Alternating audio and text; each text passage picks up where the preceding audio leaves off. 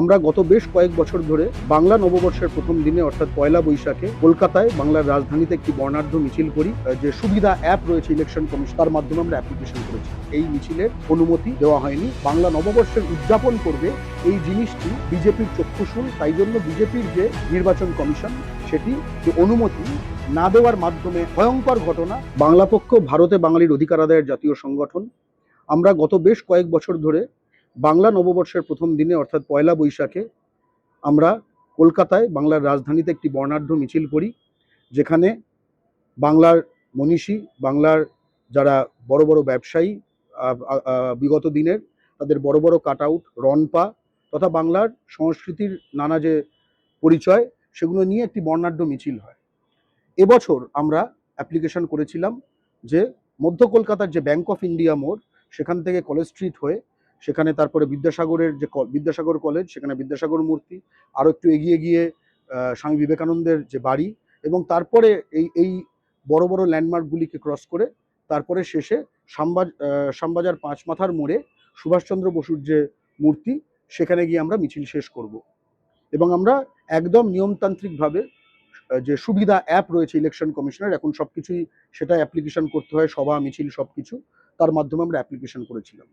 আমরা গতকাল জানলাম যে আমাদের এই মিছিলের অনুমতি দেওয়া হয়নি, অর্থাৎ বাংলার মাটিতে বাংলা নববর্ষের একটি মিছিলকে নিষিদ্ধ ঘোষণা করা হয়েছে। আমরা এটাও জানলাম যে ওই রুটে ওই সময় কোনো রাজনৈতিক দলেরও মিছিল নেই, ওই রুটে ওই সময় কোনো বাংলা নববর্ষের যে অন্য কোনো সংস্থার বা সংগঠনের মিছিল আছে তাও নেই। আমরা স্পষ্টত বুঝতে পারছি যে পশ্চিমবঙ্গে বেশ কিছু এলাকা, শহরাঞ্চলগুলিতে, যেগুলো এখন আর বাঙালি প্রায় শেষ হয়ে গেছে, সেখানে তাদের মাধ্যমে একটি বাঙালিদের সংগঠন বাংলা সংস্কৃতি, বাঙালি সংস্কৃতি, বাংলা নববর্ষের উদযাপন করবে, এই জিনিসটি বিজেপির চক্ষুশূল, তাই জন্য বিজেপির যে নির্বাচন কমিশন সেটি এই মিছিলের যে অনুমতি সেটিকে না দেওয়ার মাধ্যমে আসলে বাংলার মাটিতে বাংলা নববর্ষের উদযাপনের ওপর একটি আঘাত এনেছে। এটা বাংলার ইতিহাসে কখনো ঘটেনি। এরকম একটি সাংস্কৃতিক যে উদযাপন, তার উপর আঘাত, এটা কিন্তু বাংলায়, সে পশ্চিমবঙ্গে হোক পূর্ববঙ্গে হোক, বারবার ঘটেছে। আমরা পূর্ববঙ্গে দেখেছি, সেখানে ইসলামী মৌলবাদী সাম্প্রদায়িকরা, তারা সেখানে এই নববর্ষকে বলে যে হিন্দু সংস্কৃতি, ঠিক আছে, তারা বাঙালি সংস্কৃতিকে বলে হিন্দু সংস্কৃতি, এবং সে কারণে বারবার তারা বাংলা নববর্ষের উদযাপনের ওপর নানা রকম নিষেধাজ্ঞা, আঘাত ইত্যাদি করেছে। পশ্চিমবঙ্গে এখন আমরা দেখছি যে বাংলা নববর্ষের ওপর আঘাত ঘটাচ্ছে হিন্দি সাম্রাজ্যবাদী বিজেপি।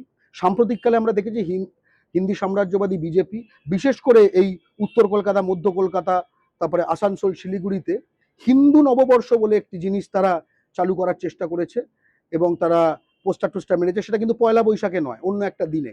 এর মাধ্যমে যেটা সুচারুভাবে বলা যে এই বাংলা নববর্ষ কোনোভাবে একটা অহিন্দু যেন কোনো একটা জিনিস, ঠিক আছে। আবার পূর্ববঙ্গে বলা হচ্ছে যে বাংলা নববর্ষ সেটা অমুসলিম কোনো একখানা জিনিস। অর্থাৎ আমরা দেখছি যে সকল ধর্মের যারা সাম্প্রদায়িক ধর্মের মানে পোশাক পরে যারা সাম্প্রদায়িকতার চাষ করে, তারা বাংলা ও বাঙালি সংস্কৃতির উদযাপনকে ভয় পায়, ঠিক আছে। এবং এটা কিন্তু একটা ভয়ঙ্কর ঘটনা। এটা এমন একখানা সময় ঘটছে যখন বাংলা ও বাঙালির ওপর চরমতম আঘাত ঘটানো হচ্ছে, এবং প্রায় 30 লক্ষাধিক হিন্দু বাঙালি এবং 17 লক্ষাধিক মুসলমান বাঙালি, তাদের নাম বাংলা পশ্চিমবঙ্গের সেই নাগরিকদের নাম পশ্চিমবঙ্গের ভোটার তালিকা থেকে কেটে দেওয়া হয়েছে। অর্থাৎ সর্বার্থে বাঙালি জাতিকে ধ্বংস করার যে একখানা চক্রান্ত, তারতে একখানা অদ্ভুত নতুন স্তরে নিয়ে গেল বাংলা নববর্ষের উদযাপনের একটি মিছিলকে নিষিদ্ধ করে। বাংলা পক্ষ স্পষ্ট জানাচ্ছে, এক, আমরা এর তীব্র প্রতিবাদ জানাই। আমরা বাংলার যারা সাংস্কৃতিক জগতে যারা রয়েছে, বিভিন্ন রাজনৈতিক দল, সে তৃণমূল, বিজেপি, কংগ্রেস, যেই হোক, তারা তো প্রথমে বাঙালি, তাদের জীবনের সঙ্গে তো পয়লা বৈশাখ ওতপ্রোতভাবে জড়িত। আমরা স্পষ্টত তাদের বলতে চাই, আপনারা প্রতিবাদ করুন। এটা কিন্তু কোনো দলীয় বিষয় নয়, এটা একটা ভয়ঙ্কর দোতনা।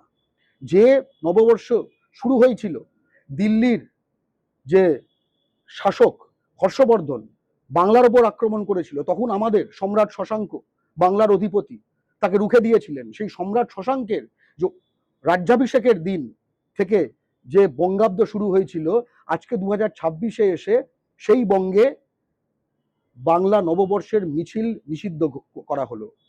দিল্লিকে পরাস্ত করেছিল যে সম্রাট, বাংলার যে সম্রাট, তাই দিয়ে যে বঙ্গাব্দ শুরু, সেই বঙ্গাব্দকে ধ্বংস করার, বাংলার স্বকীয় সংস্কৃতি এবং আত্মপরিচিতি ধ্বংস করার এই চক্রান্ত আমরা মানব না। আমরা যেহেতু আইন সংবিধান মেনে চলি, আমরা ওই রুটে না করে আমরা মিছিল করব, দক্ষিণ কলকাতায় করব, আমরা মিছিলটি করব রাসবিহারী মোড় থেকে গড়িয়াহাটে। কিন্তু একটা স্পষ্ট একটা কথা বলতে চাই, এই মুহূর্তে বাংলা ও বাঙালির ওপর যে এই আগ্রাসন চলছে, এইটা করে কিন্তু মোগল হোক, বর্গী হোক, ব্রিটিশ হোক, কেউ পার পায়নি। এই দিল্লির হিন্দি সাম্রাজ্যবাদী বাঙালি বিরোধী শক্তিও পার পাবে না।